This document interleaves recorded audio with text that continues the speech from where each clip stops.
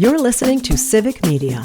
You can tune into any of our live shows on any radio station across the state with the Civic Media app. Find us in your phone's app store and listen anytime, anywhere.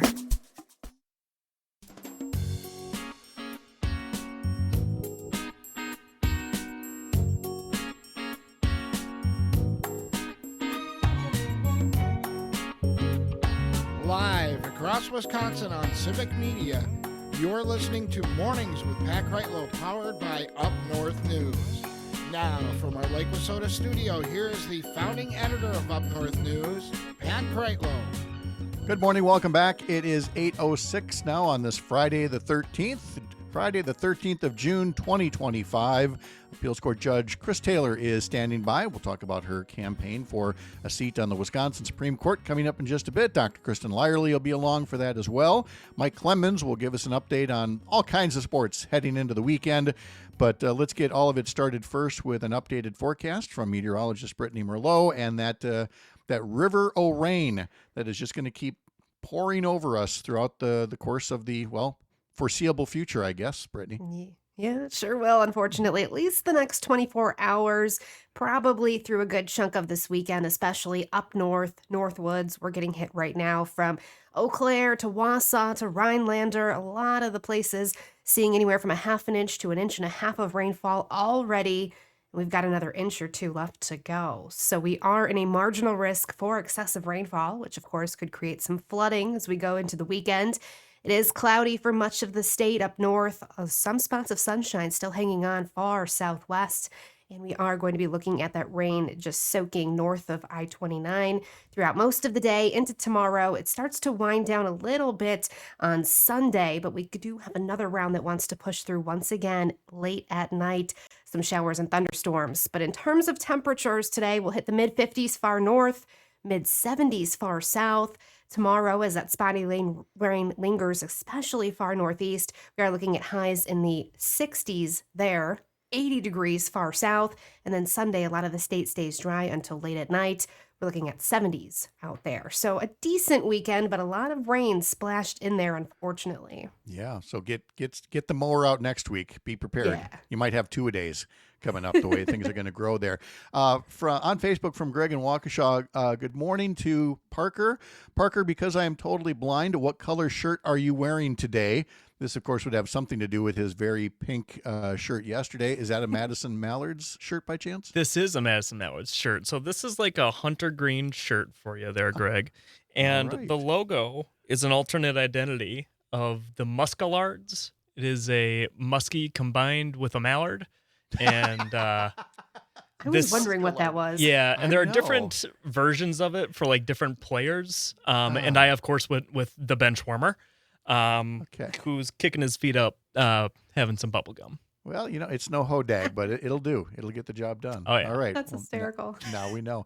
Thank you, Brittany. Have a great weekend. You too. All right. It is 8:09 right now, and let's see. I had one note on the text line from our last segment. We were talking about ABC's Terry Moran and parting ways after a Trump remark from Steve in Milwaukee.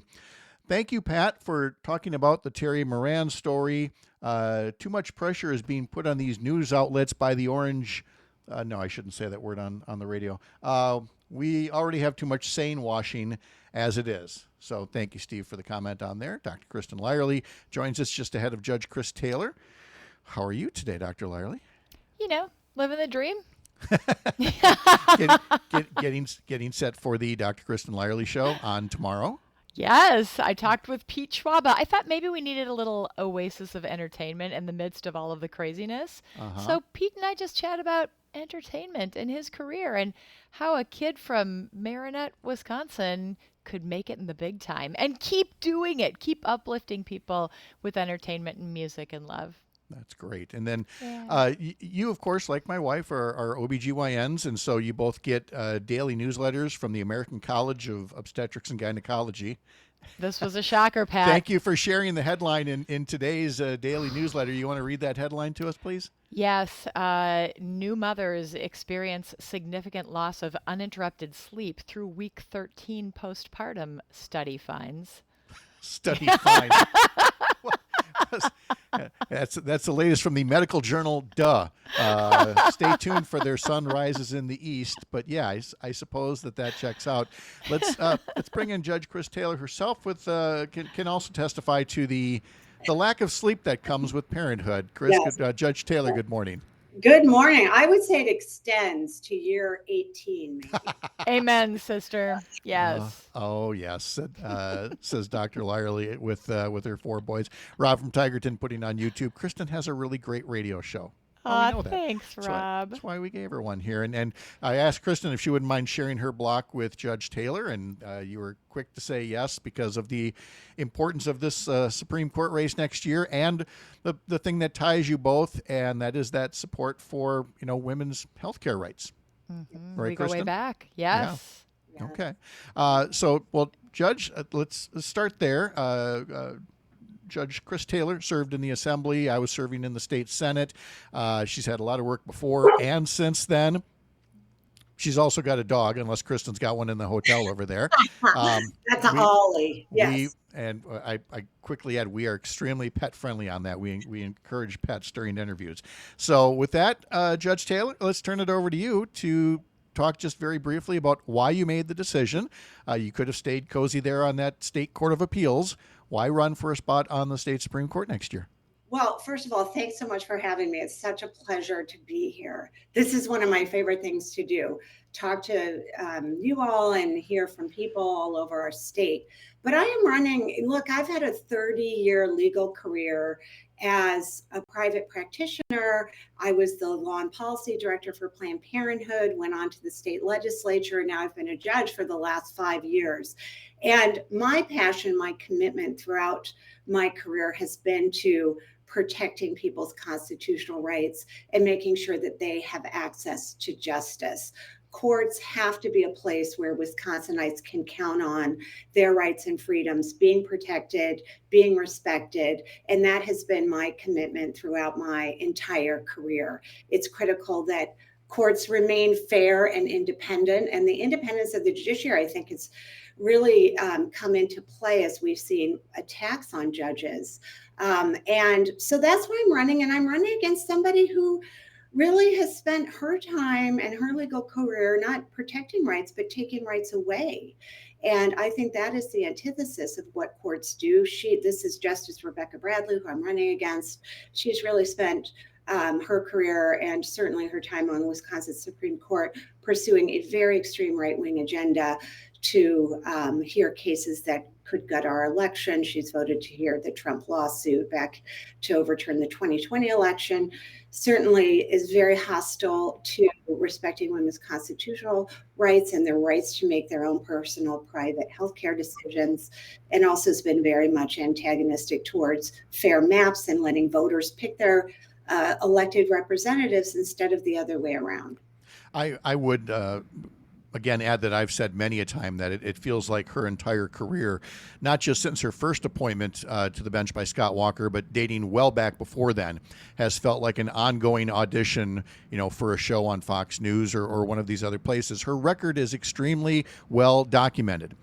So is yours, the work that you've done. And what I'm already noticing in this race, just like the last couple of races, is that yeah, you have a record of employment or other actions that you've done, but it is, talk about the importance of being upfront with your values as much as it is about your particular experience. Well, look, voters are placing an extraordinary amount of trust in the people that they elect to our highest court, which is just going to become more and more important as I think we see things unfold at the federal level.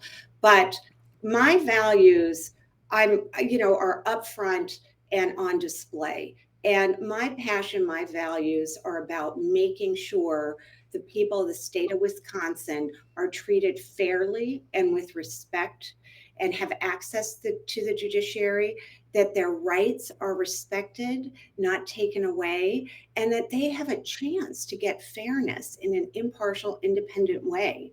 My values are reflected in the things that I worked on when I was in the legislature, from protecting access to abortion and reproductive health care to making sure our water was safe at addressing lead poisoning in children, which we had a real problem with when I was in the legislature and persists to this day, and also making sure that workers are treated fairly and get an actual slice of the pie that they make and not just crumbs.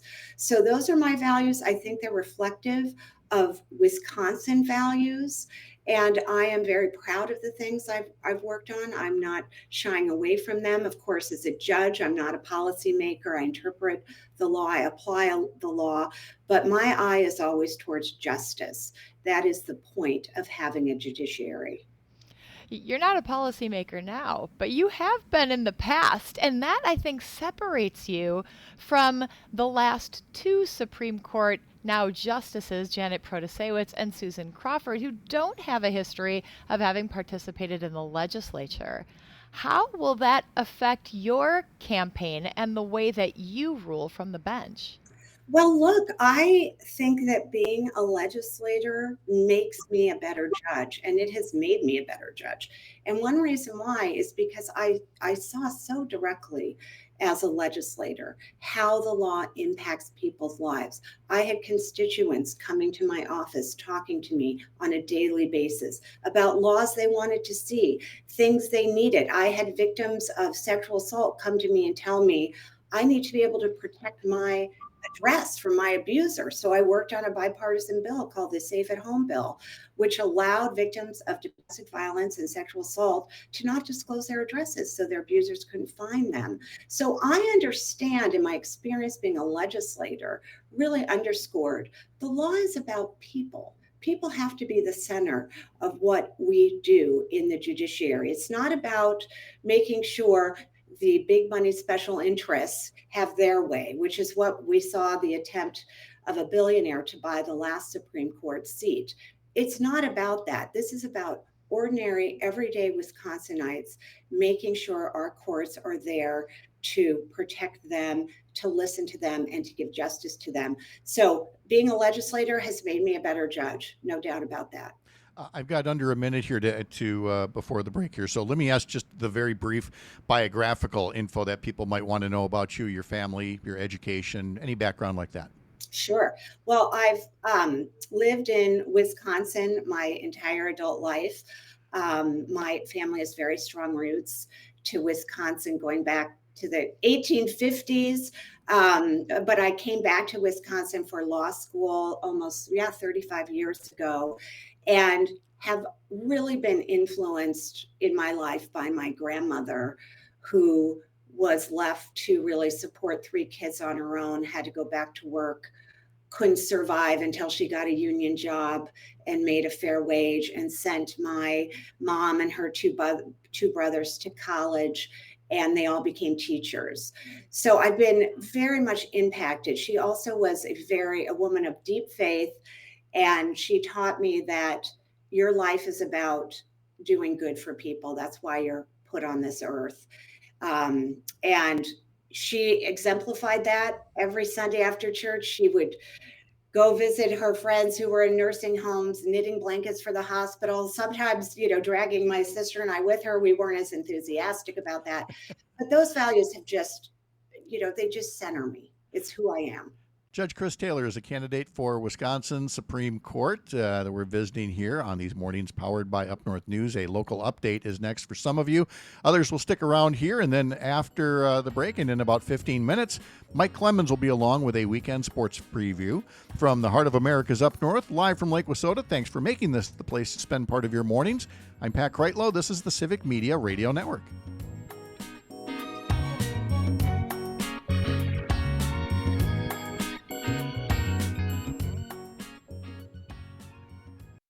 You're listening to Civic Media. Stay up to date on the latest news and information for your local community and Wisconsin by signing up for our free email newsletter. Visit civicmedia.us/email to get started.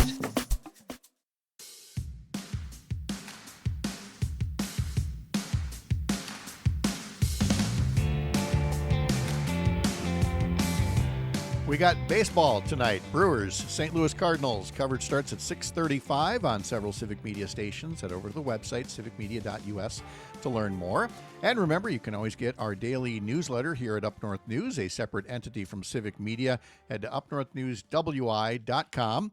Click subscribe up at the top there and be a subscriber to one or two or all three of our newsletters. The weekday one, Saturday Sports, Sunday Politics, the one that I write and put together. We'd love to have you as a subscriber and as a regular reader to the newsletter, on the website, and on social media as well. Let's continue our conversation now with State Supreme Court candidate, Appeals Court Judge Chris Taylor.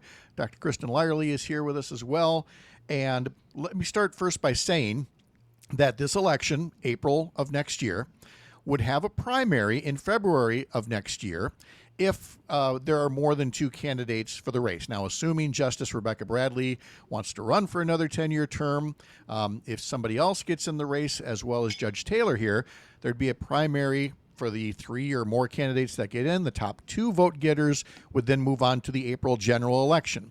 I say all that by way of background because I don't know whether there will be other candidates given the endorsements, Judge Taylor, that you have collected already, starting with a few people with the word justice before their name. Well, I'm really honored to have the endorsement of Justices Dalit, Karofsky, Protasewicz, and Justice-elect Susan Crawford. It shows that they have confidence that I'm going to be the kind of justice that the people in Wisconsin really deserve and put them and their rights first and foremost, and also protecting our democracy first and foremost, and the independence of the judiciary. So I have known each of those justices in different capacities. They know how hard I work. They know how much I care about people. They know my commitment to justice. In fact, Justice-elect Crawford and I were next door neighbors when I was on the circuit court. So we worked together a lot, and she was one of the people who I would go and chat with about different legal issues, and we would collaborate a lot. And that's one thing I just love about the appellate court is you get to collaborate. You're writing decisions together, and you get to hear what other people think, what other justices are thinking about an issue. So you get a better product when you do that, but you have to be willing to collaborate. And I think that's another area where I'm so different than Justice Rebecca Bradley, who does not seem interested in collaborating with people who do not think exactly like she does, as she indicated the night of Justice-elect Crawford's election. Let's talk about abortion. Because you have a strong relationship in the past with Planned Parenthood, of course. You've served on in the assembly. This is an issue that is very important to you. In past Supreme Court races, it has been a firebrand issue. It's been something that the other side has used to against, in many ways, against the candidates, especially Protasewicz and Crawford. How will that play out in your campaign, given that you have been so forward with this issue throughout your career? It's, this is one of my values. I value women and individuals' ability to make their own personal, private healthcare decisions. I have gone through 2 pregnancies. I have birthed 2 children. And what I've been through and my experiences in the medical care that I needed, both to get pregnant, to stay pregnant, and then to have healthy pregnancies and birth, is really nobody's business, quite frankly. It is my relationship with my doctor that's important. It's being able to access the health care that I needed to, and I had a very high risk pregnancy, one of my last pregnancy with my younger son. So it is just no one's business. It is my, the decisions that I make with my husband, with my family, with my doctor. How can, it's just kind of mind-boggling to me that we think politicians are better positioned to make these decisions. So that is my value, though I value those things. And those are the values that I bring to this race. And let's not sugarcoat this. Rebecca Bradley is a tenacious campaigner. She's going to have the entire Republican apparatus behind her. So, I mean, your record as a legislator on things like voter ID and Act 10 and all of that are going to be essentially fair game, but so is everything that she has ever written about. And as we've noted, she's done a lot of writing of opinions. And so how am I trying to say this? I'm trying to say it's probably going to be a fair fight. If the election turns out this way, of two people who are capable communicators, capable of conveying values. And so where do you get the edge, Judge Taylor, in talking to that moderate voter, that swing voter, however you want to put it? Well, look, I think most Wisconsinites don't want a politician in their healthcare examination rooms. So I don't think that I think my values are reflective. When Rebecca Bradley was writing about opposing abortion, that abortion should be illegal, I was out in college volunteering for Planned Parenthood to try to keep that clinic open in my college town so women could access health care. When she was writing that pharmacists should be able to refuse birth control prescriptions, I was working at Planned Parenthood on a bill called the Prescription Protection Act to make sure no woman was left at the pharmacy counter without having her birth control prescription filled. So this is a stark contrast between us. But I think my values are more reflective of the vast majority of Wisconsinites. I don't think Wisconsinites want the politicians to be making these decisions for them. It impacts every aspect of a woman's life when these decisions are taken away. For more information, you can head over to Chris for Justice, CHRIS, chrisforjustice.com. Chris Taylor, Judge Chris Taylor, thank you very much for your time. Dr. Kristin Lyerly, thank you for joining us for the segment. Appreciate seeing both of you. It's always a blast. Great to see you, Chris. Thank you so much. Thank you, Judge. And Kristin, we'll see you Monday morning, I believe. All right. Have a wonderful weekend. Mike Clemons coming up next to tell us about sports right after this. You're Up North.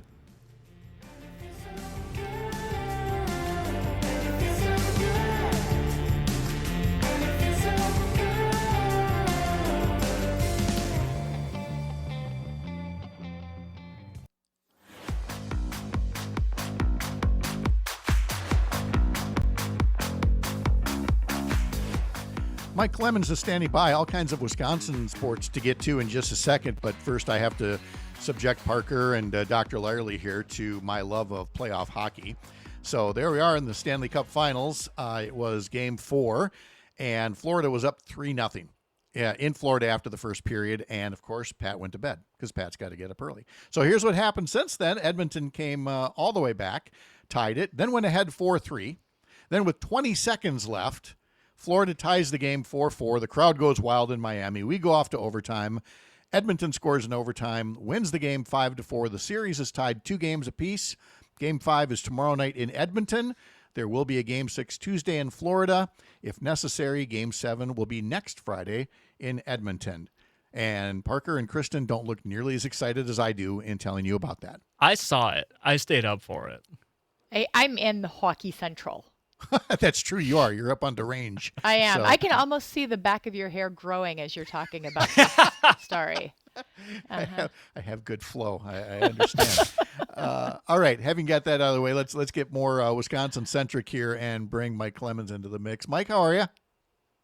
Very good, Dr. Lyerly. I really enjoy. I've heard your show several times on the weekends. Great information, particularly changes that's going on with some of the federal cuts and all that, how that affects you physicians and all that's really good information. So how is everybody?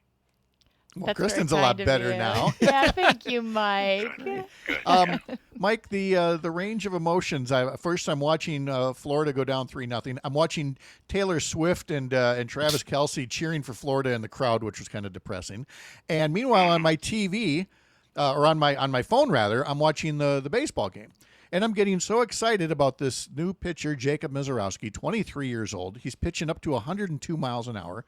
He's pitching no hits in the first, second, third, fourth. 5 innings of no-hit ball.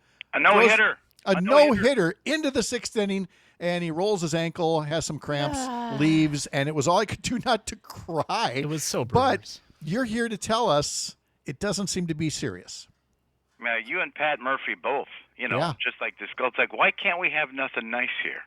Yeah, Jacob Mizorowski, 23 years old. He threw one 103 miles an hour, the fastest since they've been keeping that particular kind of stat the way they measure it. He had 14 pitches over 100 miles an hour last night, Pat. That's over amazing. 14. Amazing. Mowing these guys down, comfortable, 6'7". He kind of looks like a giraffe out there in the mountain. And you're right. So they send him back out there in 6. He's got a no-hitter going. Family's up there in the stands. And the right foot comes forward and goes, wobbles like, oh, what the hell was that? And he said, I cramps, he dehydrated, maybe nerves, who knows, in the calf and also in the quad. And, the trainer came running out there right away because that just didn't look right. And Murph said, sit him down. It's fine. Hey, we got 5 innings out of him. Way to go, kid. Go in there. And they went on to win 6-0 last night. Beat the Cardinals. Cardinals are in second place behind the Cubs. Brewers in third in their division right now. And, afterwards, a kid who is 23 going on 30, very, very mature, talked to reporters, said, yeah, it's just some cramps, should be okay. So they've got that. But again, can't have nothing nice because Aaron Savale, who had recently come back from injury, but they picked up, as a veteran for the rotation about a year ago, when Murph informs him, okay, hey, listen, we're going to move you to the bullpen now. He's like, no, you're not. No, I'm not a bullpen guy. Never have been, not going to be. Calls his agent, and then, he stand up. He talked to reporters before last night's game and said, I know this is going to look disingenuous or like I'm, an antagonist or something, but and my wife and I have enjoyed our year here in Milwaukee. I'm not a bullpen guy. I'm not going to the bullpen, and I've called my agent, and whether I'm a starter here or somewhere else, but, we're asking for a trade. So they got that drama going on. In the meantime, the next game of this 4-game Cardinals-Brewers series is tonight, 7:10 at AmFam Field. That's right. 6:35 the pregame on several Civic Media stations. The NBA Finals continue in Indianapolis. How surprised are you that the Pacers are up 2-1 over Oklahoma City? I don't know because of the way they mowed down the Bucks, the Cavs, and the Knicks, Yeah. And the kid from Wisconsin, Tyrese Halliburton, out of Oshkosh North High School, led his high school team to the state championship in Wisconsin. I think it was back in 2018, and they won. Average numbers, like the other night, he had 22 points. I think it was 10 assists and 9 rebounds. He just turns it on in the last 5 minutes and just closes the deal on these games to take Indy, and taking advantage of playing in Indianapolis these games. They're going up 2-1 over the OKC Thunder. The Thunder, by the way, they've never won it. Did you realize it's already been since 2008 since the Supersonics moved to? I was going to say, I still think of them as Seattle's team, yeah. But it's been that long already. I remember the Supersonics did win an NBA title in '79, and then a couple of years later, I got my start. As a matter of fact, a guy that went to my high school, Bill Hanslick, got into the NBA, and I got in the locker room to see him. And so they were a really good franchise back then. He played in the NBA for 15 years. But yeah, listen, the Pacers are playing through, and you know what? At the end of the day, Pat, when you're in these championships, it's coaching. It's Rick Carlisle. The way he's rotating these guys, it's coaching. It is, and the kid Tyrese Halliburton, he sounded real humble in the clips I heard this week. He knows to step up in the moment. He gave great credit to his coach at Oshkosh North, and so this guy's been seen as kind of a villain for some. A lot of Bucks fans didn't like something about him, but I tell you, listening to him, you can understand why a lot of folks around Oshkosh are rooting for the Pacers. Oh, yeah, and Indiana's just going nuts. I mean, because they could actually win their first NBA title like that, in the Hoosier State. Yeah, crazy. So he's 25 years old, point guard, and he could be the next rock star of the NBA. What did the Wisconsin Badgers allegedly do here for their first NCAA fine for recruiting violations in a long time? Yeah, this broke yesterday afternoon. I think McIntosh, the athletic director, released this to certain sources. We're in this NIL era in college sports where there's like no rules. It's like the wild, wild west. They're making it up as they go. They're paying millions of dollars now to college athletes. Apparently, the NCAA has fined the Wisconsin Badgers football team, And man, this is another strike against Luke Fickell for violating recruiting violations. This happened 2 years ago in 2023. Apparently what happened is that the Badgers football program started making their calls to prospective players before the start date. There's rules is when you start making those contacts to the high school kids. And they made over 100 calls. They were probably all logged, but later an investigation showed that. So the Badgers have been fined. I don't know if the figure's actually been disclosed. They're under some probation. And that since that rule has been changed, but whatever, like I say, it's another strike during the Luke Fickell era. Yeah, I mean, again, no pressure, but if the team underperforms this season, I know he got an extension and everything, but he's not winning any popularity contests yet here in Wisconsin. No. In an ever more competitive Big Ten. Yeah. Let's talk about Packers mini camp, including a very noteworthy departure. Yeah, Jair Alexander. The Packers ended up releasing him. So the timeline to this thing was, and there's some people that are disputing, but The Athletic did some excellent reporting. Look, they got to the end of the season, and Brian Gutekunst sits down with Russ Ball, his director of finance, and they say, okay, look, this guy is supposed to be one of the highest paid corners, up to $17 million this year. He's missed, over half the games the last 2 years, 3 of the last 4. We're not paying that this year. We're not. So we're going to be telling them we want them to take a haircut, or we're going to move on. And Jair's agent said, no, you're not. We're under contract. We've got a great player here. You know that. And so it just sat there. It wasn't contentious. And Gutekunst came to us at practice on Tuesday morning after they'd released him and said, hey, guys, come on over here. Let's talk.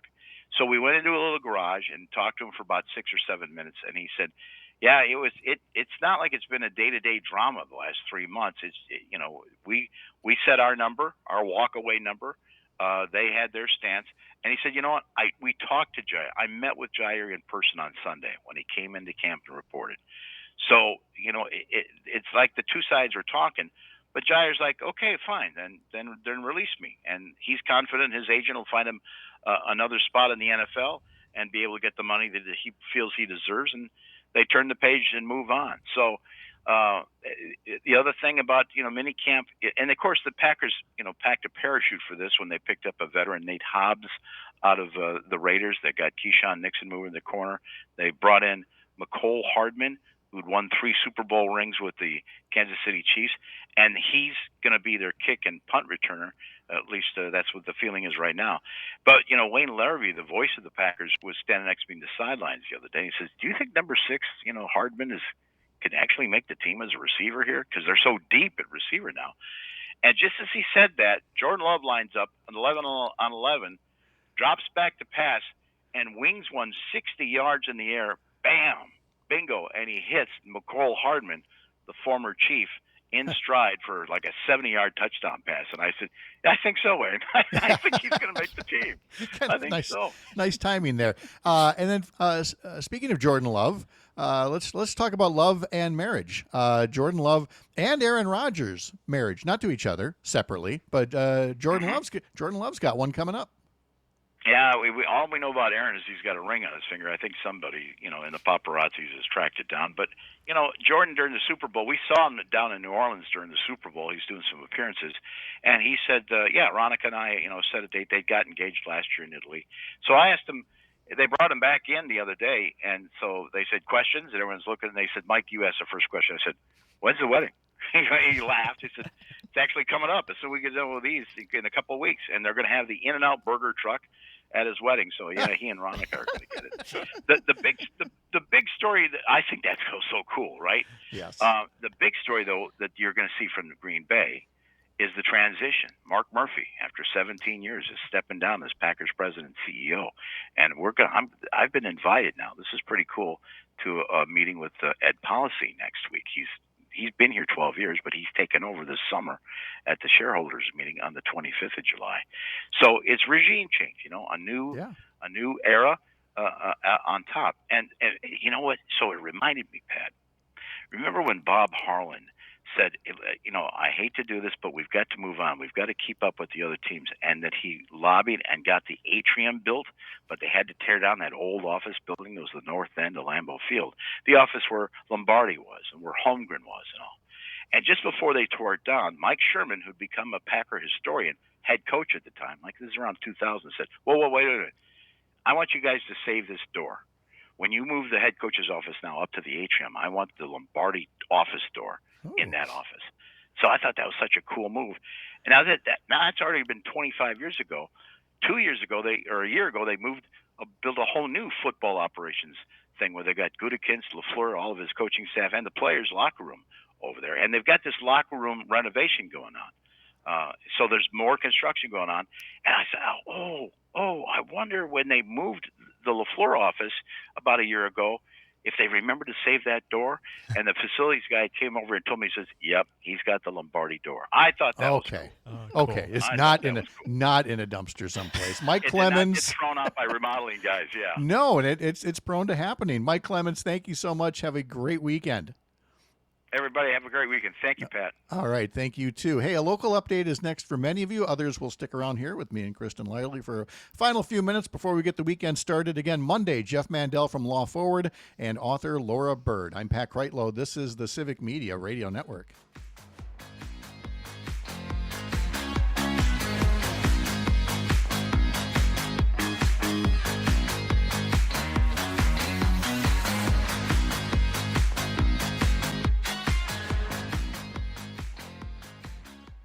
You're listening to Civic Media. Find the latest news, information, and archives of all your favorite shows on the Civic Media website, civicmedia.us.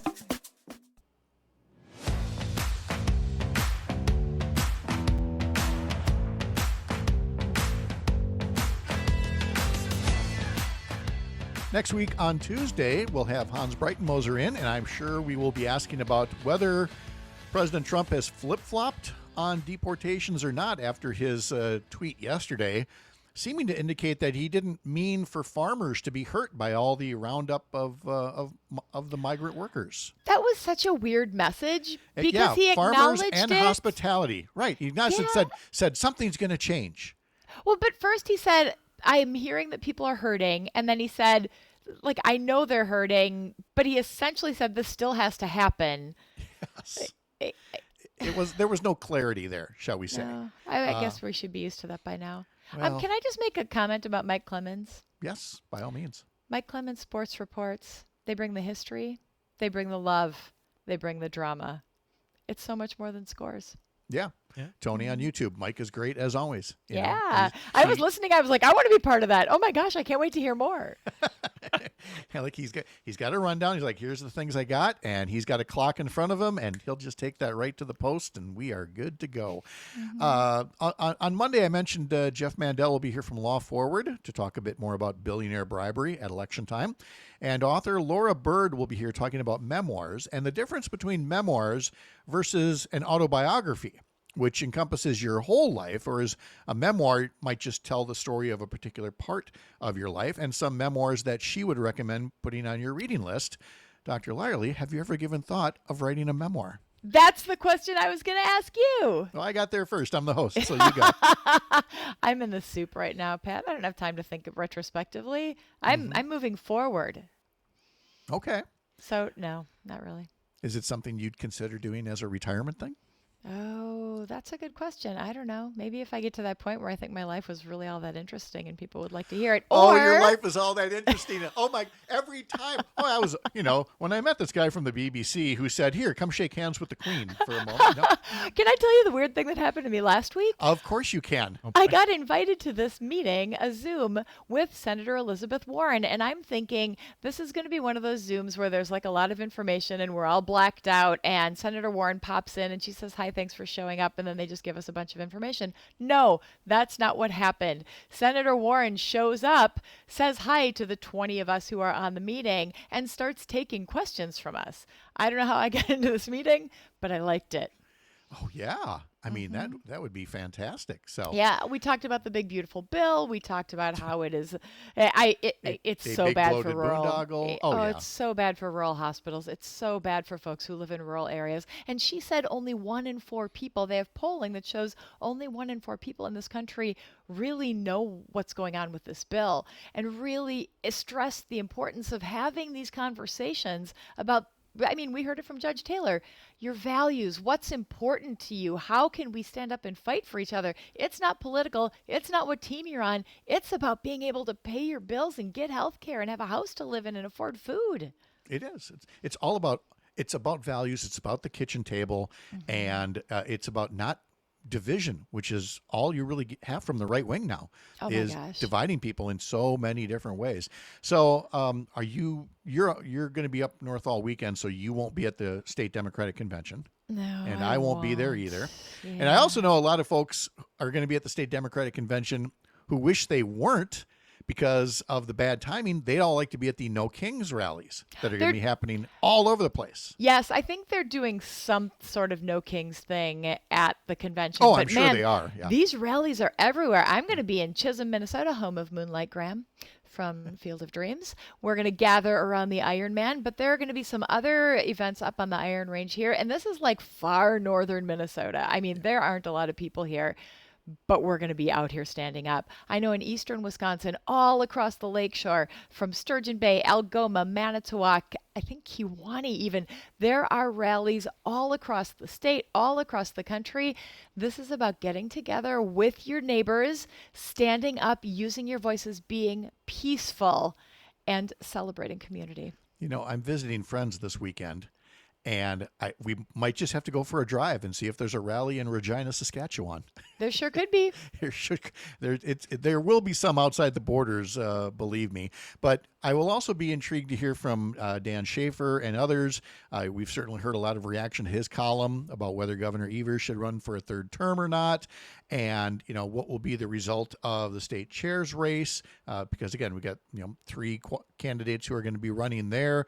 So it's funny because it's an off year, but we're not going to lack for discussion topics next week.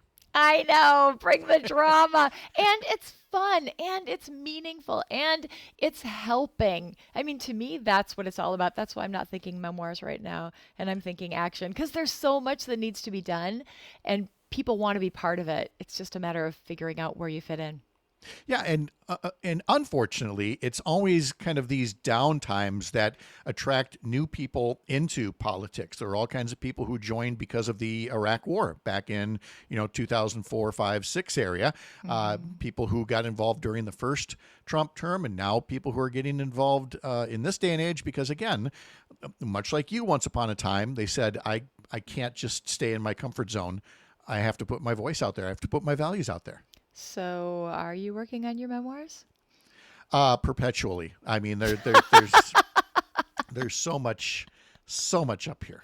There's so much, and we're not just talking about his hair, friends. No, but that's so many stories, and I always get the block of, am I writing a memoir or am I writing like a TV script? Am I writing like a WKRP type of thing with all my TV years, and then you put some of the political stories in there? Mm-hmm. Nobody wants just a rundown, Nobody wants just a bulleted list. They want like the color. Yes, exactly. Mm-hmm. Have a great time up there, and we'll see you Monday morning at 6:30.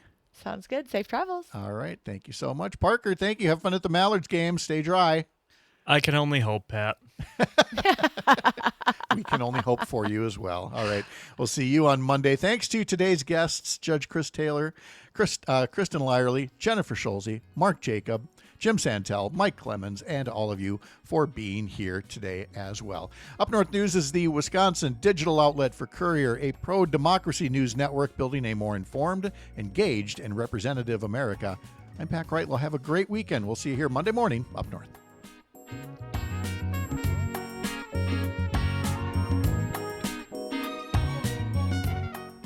The national news cycle never stops, but it can be hard to find news about your local community. Civic Media is dedicated to providing quality local and state news coverage across Wisconsin. With the Civic Media app, you can get notifications about local stories that matter to you and your community. Find the free Civic Media app in your phone's app store and choose notifications from the menu to tell us what kind of news you want to hear about.